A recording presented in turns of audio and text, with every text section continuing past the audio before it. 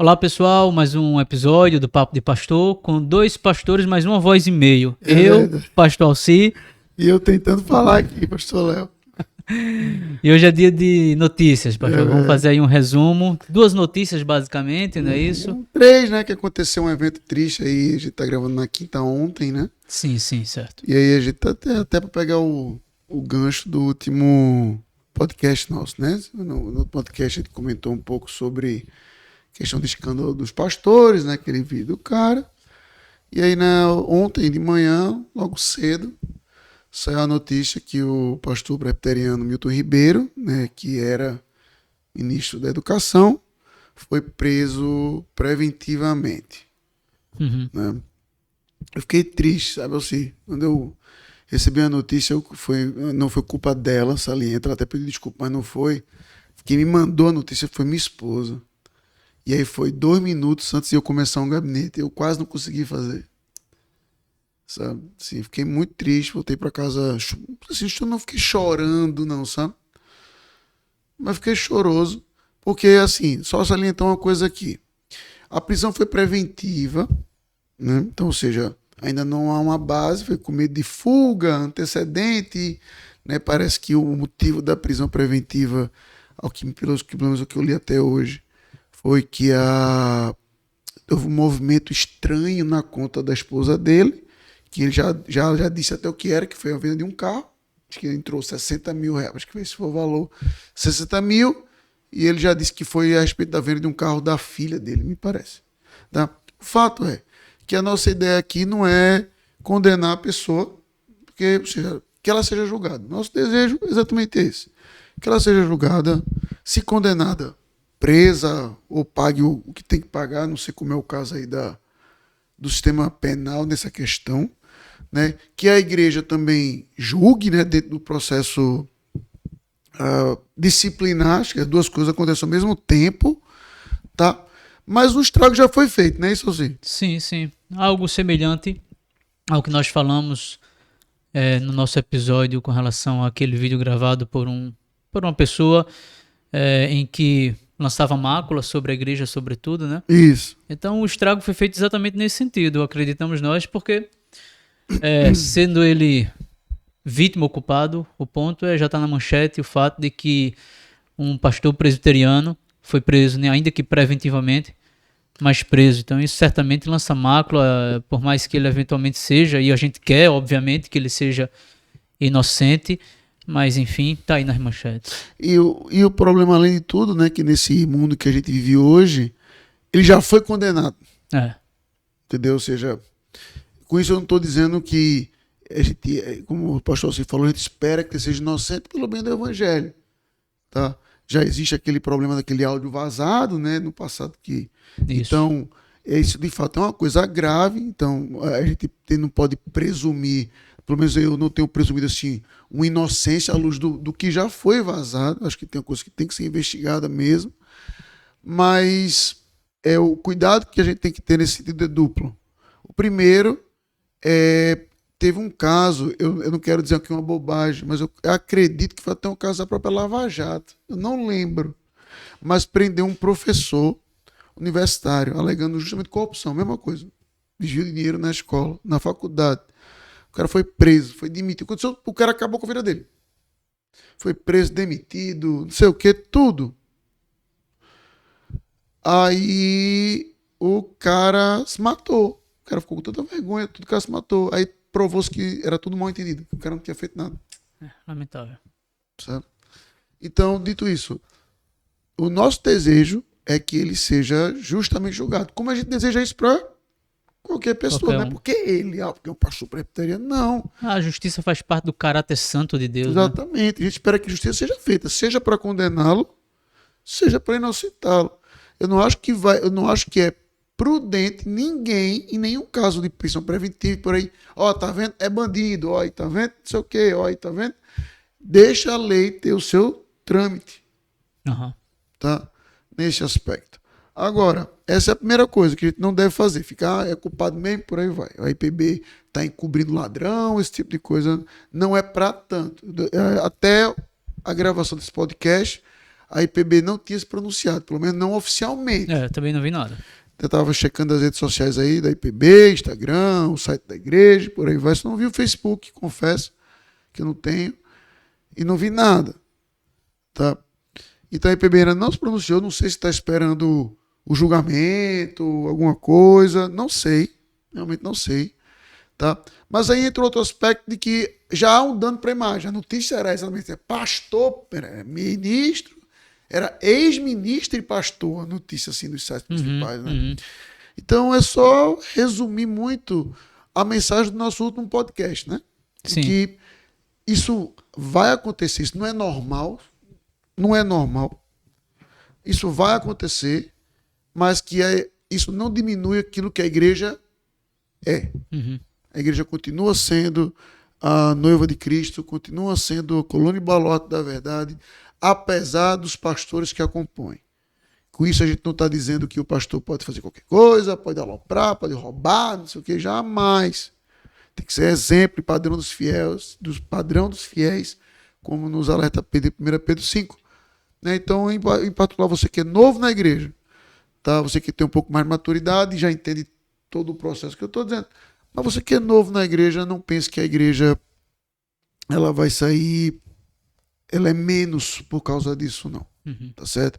Deus permita, a própria IPB trate o assunto com justiça também, como a gente espera que a própria justiça civil haja com justiça também. Sim. E até para explicar bem, pastor, a nossa preocupação aqui, aquele vídeo que a gente respondeu, né? O mesmo autor, há algum tempo atrás, ele publicou, ele no Twitter, ele tweetou dizendo que, aí eu vou colocar literalmente para não cometer equívoco, que todos os seus amigos presbiterianos que davam mais atenção a confissões de fé e às interpretações de Calvino do que para a teologia bíblica, a palavra de Deus, acabaram por virar católicos romanos. Ou seja, a gente tem um pastor presbiteriano, a gente já tem um precedente daquele vídeo do indivíduo e agora a gente tem um Twitter dessa natureza. Então, querendo ou não, colocando-se estampado nos jornais, né, hoje em dia, nos celulares, que um ministro presbiteriano foi preso preventivamente, é de fato algo que deve fazer nos levantar para dizer assim, não é a IPB, o problema não é a Igreja Presbiteriana do Brasil. Na verdade, como a gente comentou no vídeo anterior, há um trâmite também interno, que se ele for culpado pela justiça civil, será, espera-se pelo menos, também culpado dentro da nossa igreja pelo trâmite legal da nossa igreja. Isso. Então o ponto é esse, a nossa igreja, enquanto Igreja Presbiteriana do Brasil, ela tem todo o zelo pela justiça, também como reflexo do nosso amor pela justiça de Deus. E uma coisa que a gente já comentou, volta e meia aqui nos podcasts, que pastor e política não combinam. Concordo. Eu só tenho uma crítica à IPB, sabe, Alci, nisso tudo, que foi lá atrás, antes de tudo isso, que é quando ele se assumiu ministro. Entendeu? Que eu acho que a IPB deveria dizer assim, rapaz, pede licença.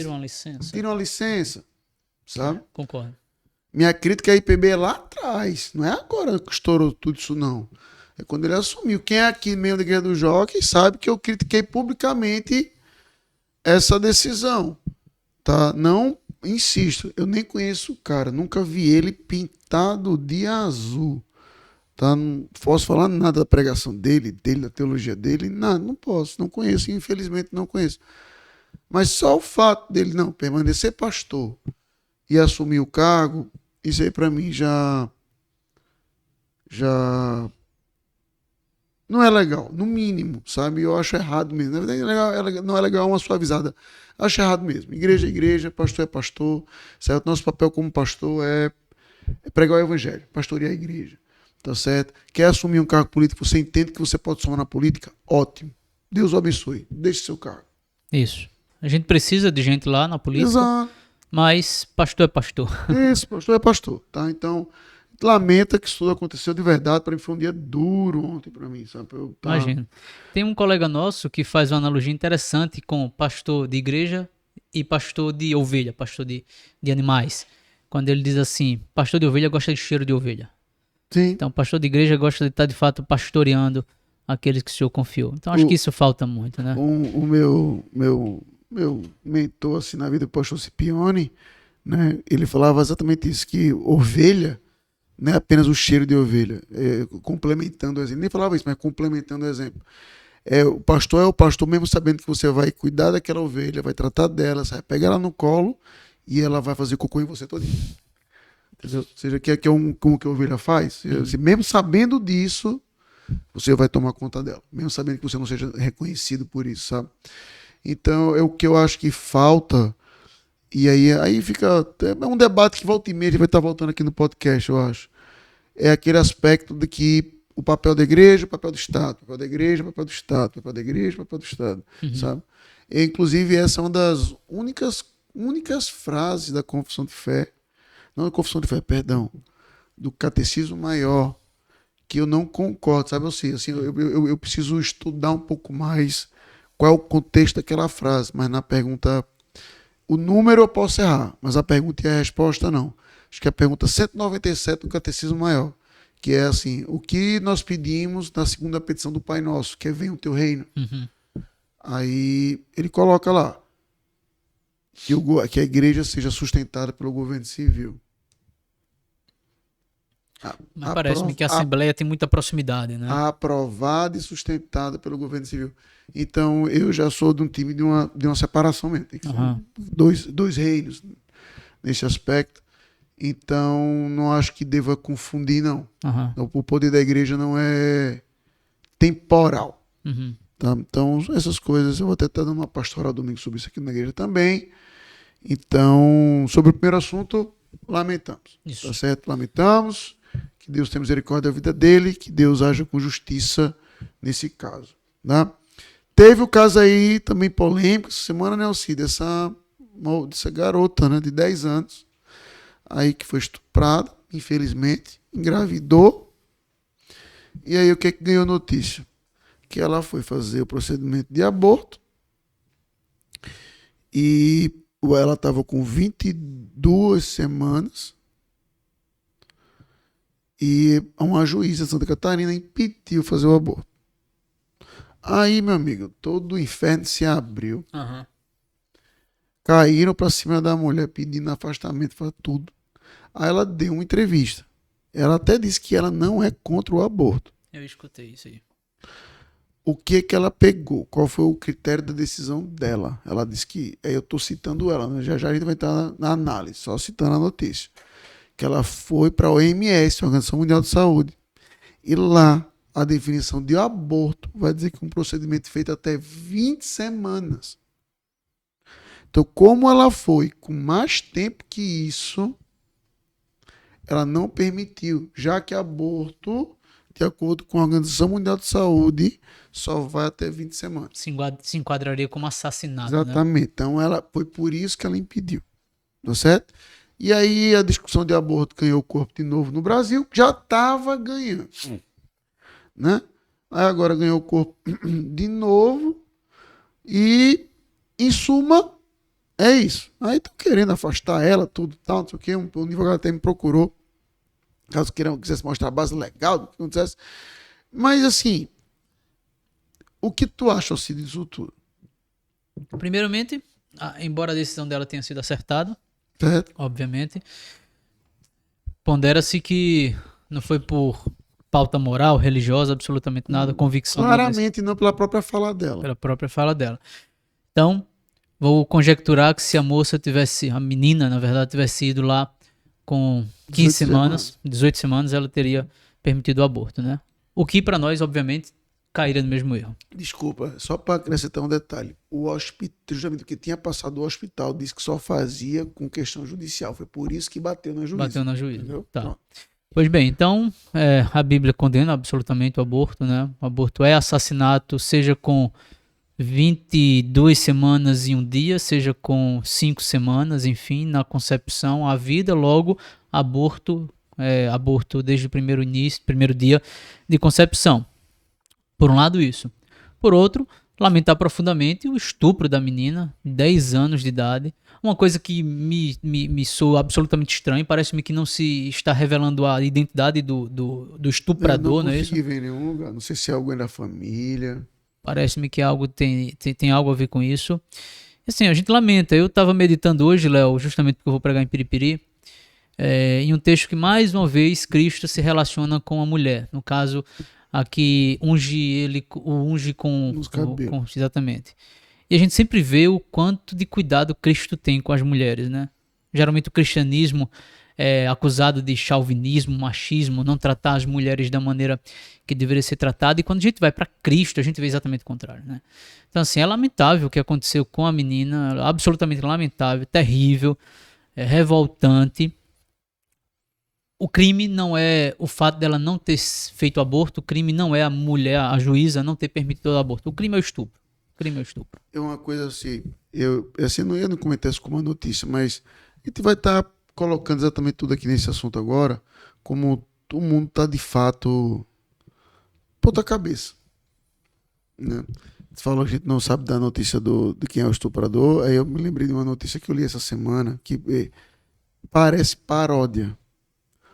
Um cara, ele foi colocado, se identifica como uma mulher, foi colocado numa cadeia de mulher. Um cara, lá na Inglaterra. Aí presta atenção que piora. Eu imagino já. Ele estuprou Meu Senhor do céu. uma monte de mulher na cadeia. Piora. Piora. Aí o jornal fez a notícia. Cara, fulano de tal, tudo tal. Ele estuprou as mulheres na cadeia, tal. Aí depois o jornal fez uma errata. Dizendo que não é o cara.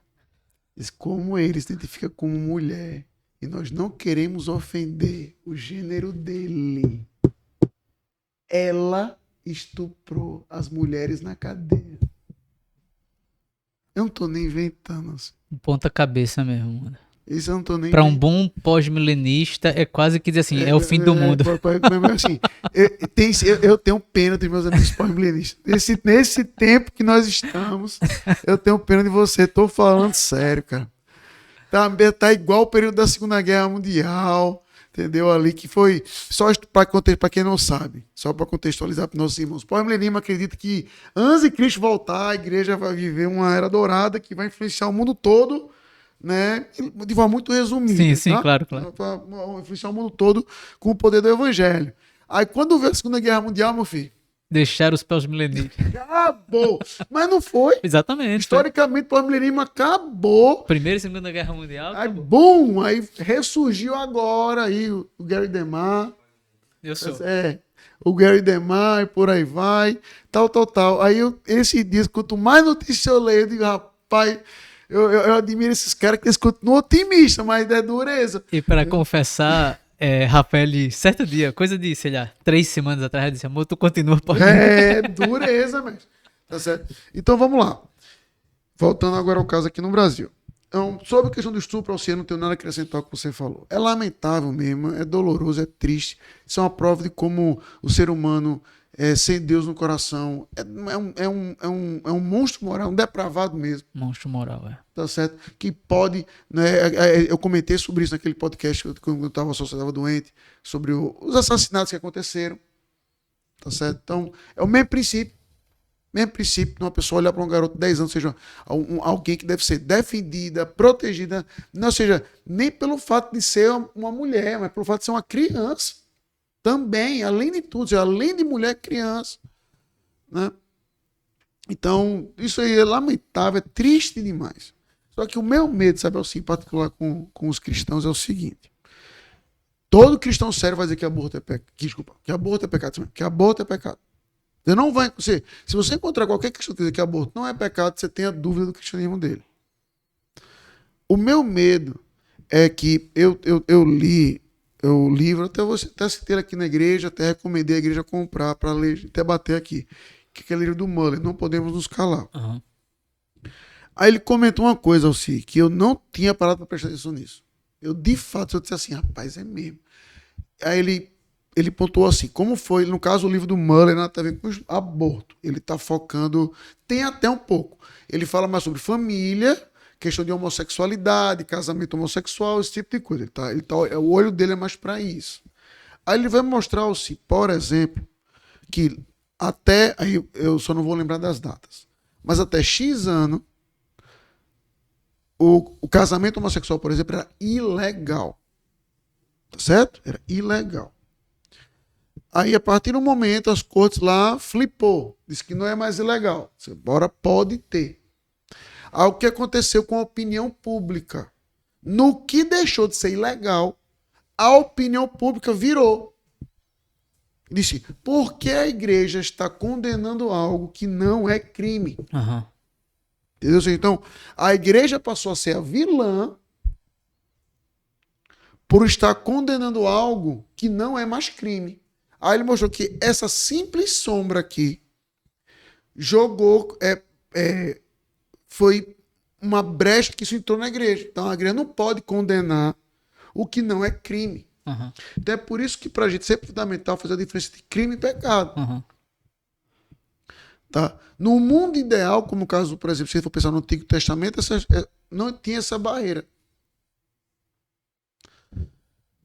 Hoje tem, né? Que aí é um argumento da questão da teonomia e por aí vai, fica para um outro aspecto também. Mas o meu medo, sabe, é de ver o pastor defendendo isso, que a Constituição brasileira permite fazer o aborto em caso de estupro. Uhum. E me parece, aí onde eu posso estar enganado, os advogados comentem aí embaixo, me parece, assim, que na Constituição brasileira, na Constituição não, perdão, dessa decisão, não tem limite de semana. É só o caso excepcional. Quanto a estupro, no caso. Tá. Se a pessoa for estuprada, ela pode abortar. Não, me parece que não tem cláusula de semana. Uhum. Mas há muito crente já pensando assim, eu conheço. Pronto. Então esse é o problema. Esse é o problema que o cara não está olhando para a validade da vida ali. Uhum. A gente não está dizendo que o que aconteceu não foi monstruoso. A gente não está dizendo que o que aconteceu não foi errado. O que a gente não está dizendo que o que aconteceu foi triste, é deprimente, de botar a testa no chão, de botar pó sobre a gente. A gente não está entrando nenhum mérito disso. É triste demais. Só que a gente não pode, para usar a expressão do apóstolo Paulo, 1 Coríntios capítulo 10, usar a mesma alma do inimigo, não. A vida daquela criança não pode ser, eu estou falando do bebê agora, do bebê, uhum. Não pode ser penalizada por um erro que foi cometido contra a mãe daquele bebê. Com certeza. Porque, independente do que foi acontecido aqui, aquela criança ali é uma vida que foi feita em mais semelhança de Deus e ela tem valor intrínseco nela, sabe? E o que me deixa triste, assim, é de que como o mundo hoje é tão cego para essa questão de criança, tá? Que teve uma reportagem essa semana no Washington Post. Eu quase te mandei porque dá para botar para traduzir, para tu ler, que o cara tava pensando que ele tava fazendo um caso pró aborto, mas o cara não tava. A notícia é essa, assim, não tô nem aumentando a notícia. Era assim: eu queria um aborto e hoje eu tenho 2 bebês gêmeos.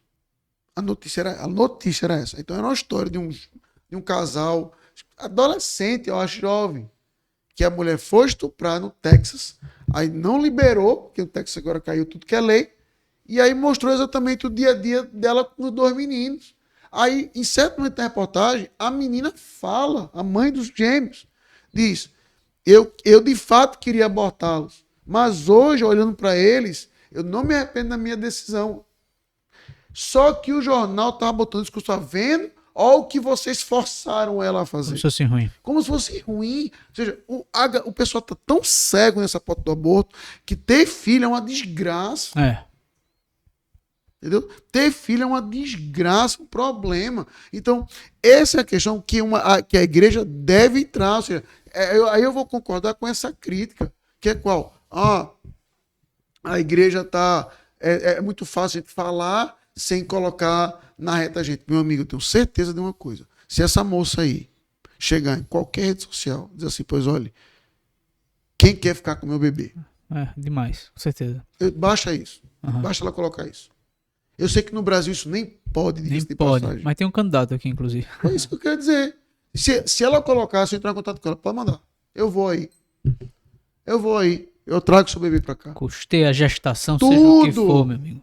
Não vai faltar igreja para fazer isso. Mas com certeza. E aí, para ser justo, seja católica, seja evangélica. Exatamente. Não vai faltar. Não vai faltar.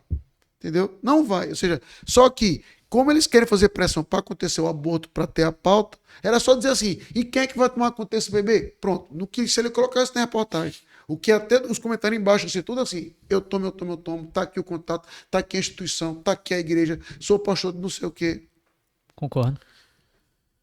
Sabe? Então é fundamental a gente, como igreja, mostrar esse aspecto de que a gente lamenta o caso, mas a gente não pode combater o erro. E o fato da justiça brasileira dizer que não vai ser crime, não quer dizer que tornou o assunto menos certo.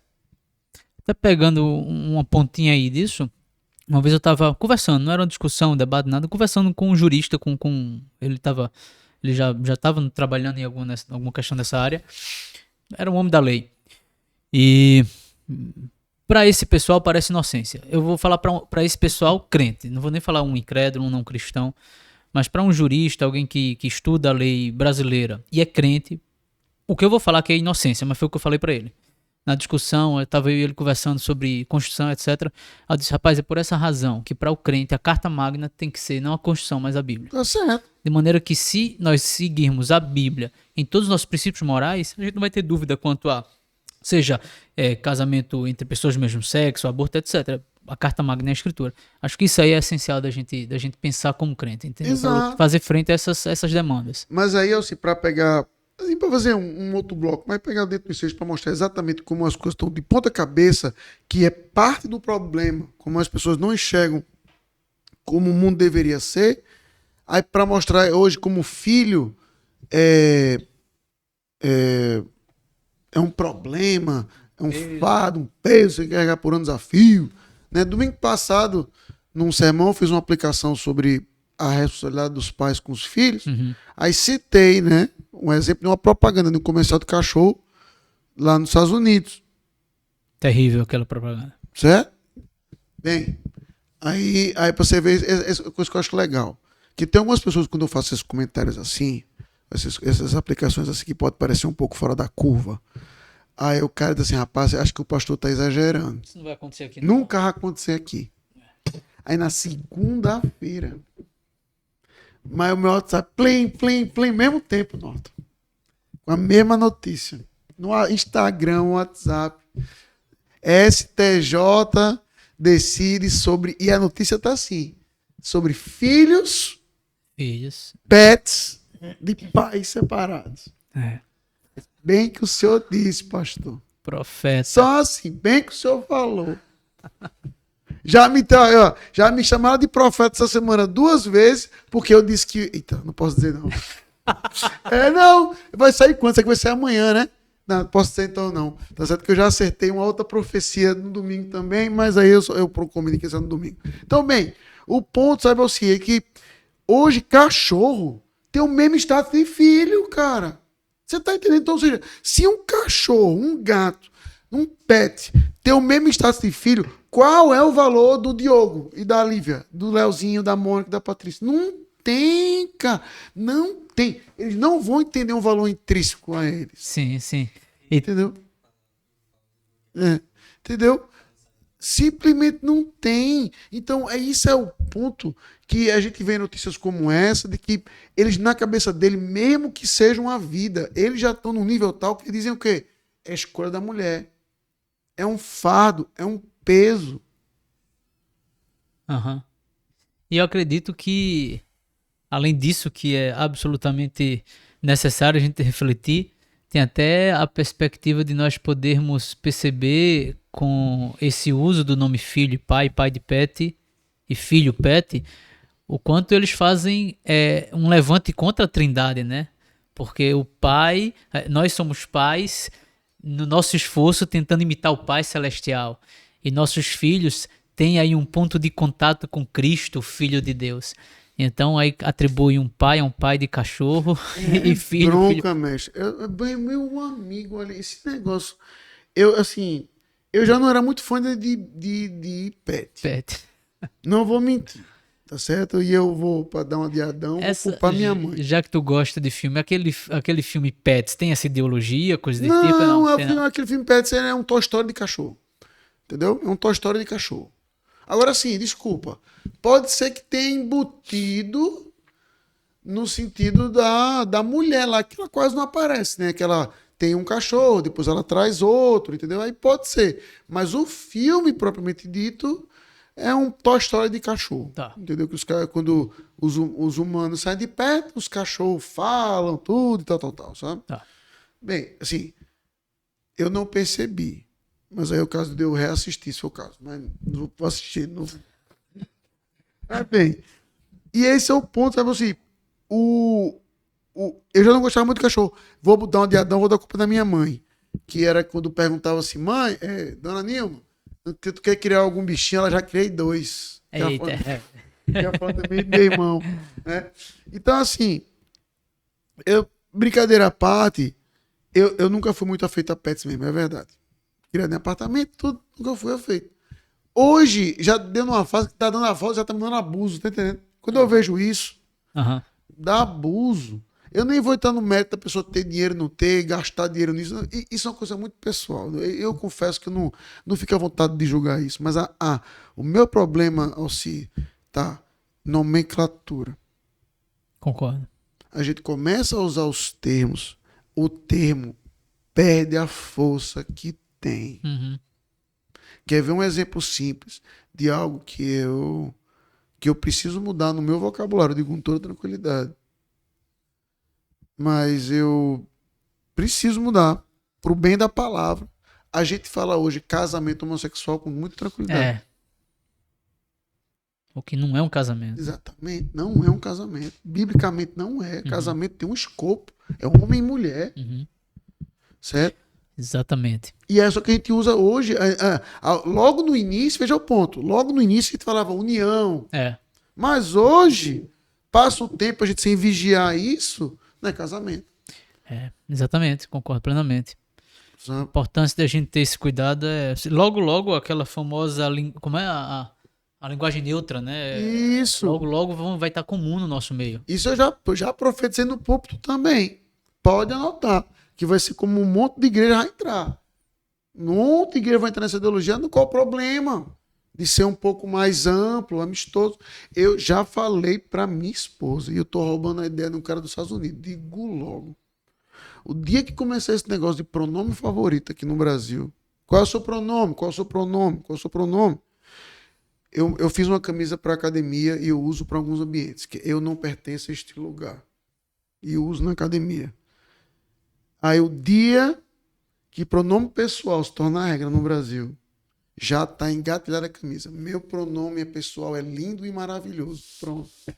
Aí falar comigo, fala, lindo, maravilhoso, tá aqui. E vou andar com ela. Você não tem pronome pessoal? Qual é o seu?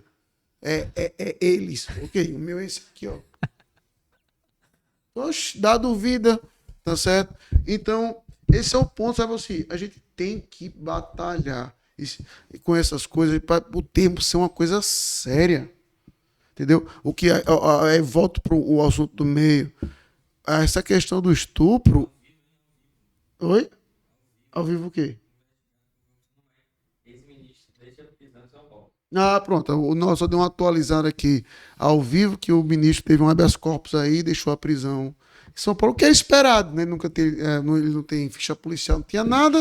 Era esperado que ele tivesse um habeas corpus mesmo. Mas bem, voltando, ali não é um feto, não é um embrião, não é uma vida em potencial, é uma vida.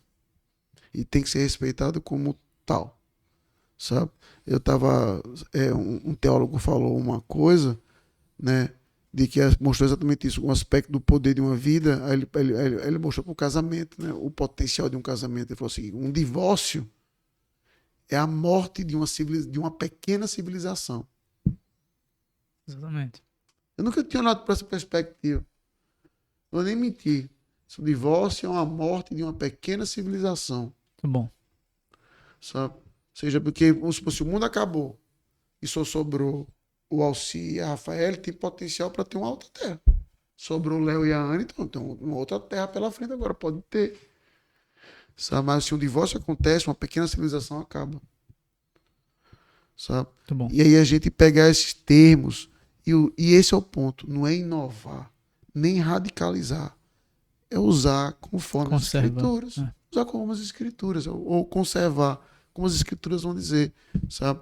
Então, tudo isso que está acontecendo no mundo hoje, eu entendo que é...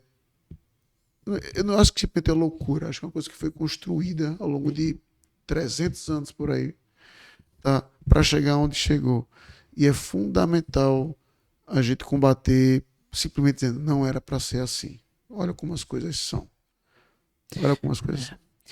O meu vizinho viajou recentemente, aí batem lá na porta de casa, a babá, a pessoa se apresentou, eu sou babá dos filhos do seu vizinho aqui, tô sem Wi-Fi, poderia me dar a senha? Tá, dei a senha. Aí eu falei pra Rafa, dei a senha porque a babá tava cuidando dos meninos Os meninos eram cachorro. Oxi! Tá vendo? Tá do nosso lado isso aí, meu irmão. Pois é, entendeu? É bronca. Então, assim, o meu desejo, sabe, pastor, é isso, que a gente, enquanto igreja, sempre fique do lado da verdade. Da verdade, não da Constituição, não do que eu gosto, não do que eu quero, mas da verdade como as escrituras vão revelar, Amém. sabe? E essa causa do aborto, ela vai ser um caso no Brasil. Sabe? E é por isso que a minha preocupação enquanto igreja é mostrar um aspecto, sabe, Alci, que a gente meio que perdeu, sabe? O aborto só é uma voga hoje porque na nossa sociedade ter filho é um problema. Que a pessoa quer ter... Porque, diga o que disser, aquela criança chegou ali do mesmo jeito, mesmo de uma forma nojenta, vil, demoníaca, como um estupro, mas houve uma relação entre um homem e uma mulher. E aí agora todo mundo não quer nem ter consequência. E já está num nível tão absurdo, né, que um vídeo que viralizou no TikTok, eu não tenho TikTok, eu vejo os caras que comentam em cima disso. Aí dizem que o vídeo já tem mais de 1 milhão de visualizações. Uma mulher de 21 anos que ela foi para a clínica e pediu para ser esterilizada. Eu não quero ter filhos. E pediu assim, pode arrancar útero. Eu já ouvi falar de homens que fazem vasectomia para manter a sua vida imoral sem riscos. Exatamente. É o que eu quero, é o desejo, é a alegria, é o hedonismo. E aí o problema que entra na igreja é a mesma coisa. Os filhos é dor de cabeça, é perda de dinheiro, é isso, é tudo, sabe? E aí a vida, a discussão de uma vida fica, mas uma criança vai carregar, como é que vai ser e o sustento? Aí é nessas horas que a gente tem que acreditar no Deus de Abraão e dizer que Deus proverá. Sabe? Amém. E ter certeza disso aí. Então, que Deus nos ajude a batalhar em cima disso, né? E que Deus nos abençoe. Amém. Bom? Amém. Então, é isso. Estamos de volta depois aí de uma semana de ato, né? Mas espero que tenham conseguido me ouvir. Não, foi bom. Tranquilo. Então, Deus os abençoe e até Amém. segunda, se Deus quiser. Segunda-feira. Tchau, pessoal. Até a próxima.